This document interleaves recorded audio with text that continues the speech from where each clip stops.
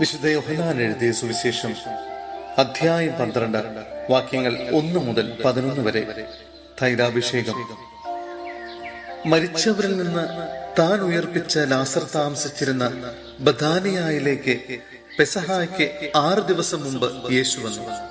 അവർ അവനെ അത്താഴമൊരുക്കി. മർത്ത പരിചരിച്ചു. അവനോടുകൂടെ ഭക്ഷണത്തിനിരുന്നവരിൽ ലാസറും ഉണ്ടായിരുന്നു.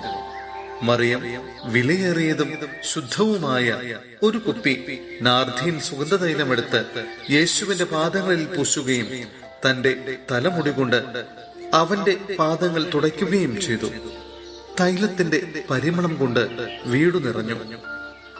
അവന്റെ ശിഷ്യന്മാരിൽ ഒരുവനും അവനെ ഒറ്റിക്കൊടുക്കാനിരുന്നവനുമായ യൂദാസ് കറിയോത്ത പറഞ്ഞു, എന്തുകൊണ്ട് ഈ തൈലം 300 ധനാറയ്ക്ക് വിറ്റ് ദരിദ്രർക്ക് കൊടുത്തില്ല?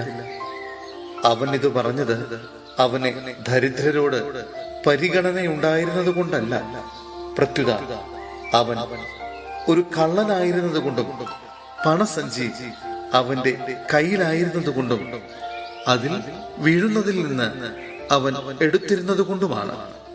യേശു പറഞ്ഞു, അവളെ തടയേണ്ട. എന്റെ ശവസംസ്കാര ദിനത്തിനായി ഇത് ചെയ്തുവെന്ന് അവൾ കരുതിക്കൊള്ളട്ടെ. ദരിദ്രർ എപ്പോഴും നിങ്ങളോട് കൂടെയുണ്ട്. ഞാൻ എപ്പോഴും നിങ്ങളോടൊത്തുണ്ടായിരിക്കുകയില്ല. അവൻ അവിടെ ഉണ്ടെന്നറിഞ്ഞ് വലിയൊരു ഗണം യഹൂദർ അവിടേക്ക് വന്നു.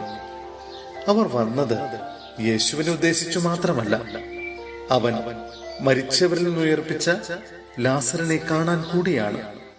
ലാസറിനെ കൂടി കൊല്ലാൻ പുരോഹിത പ്രമുഖന്മാർ ആലോചിച്ചു.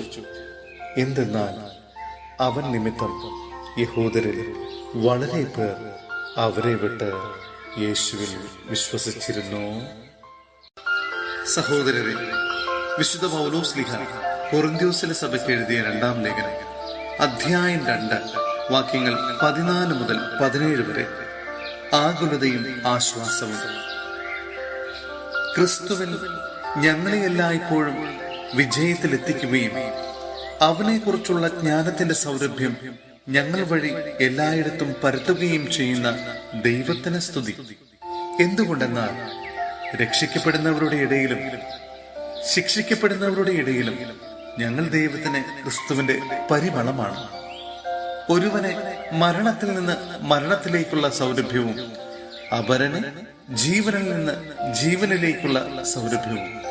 ഇവയ്ക്കെല്ലാം കെൽപ്പുള്ളവൻ ആരാണ്?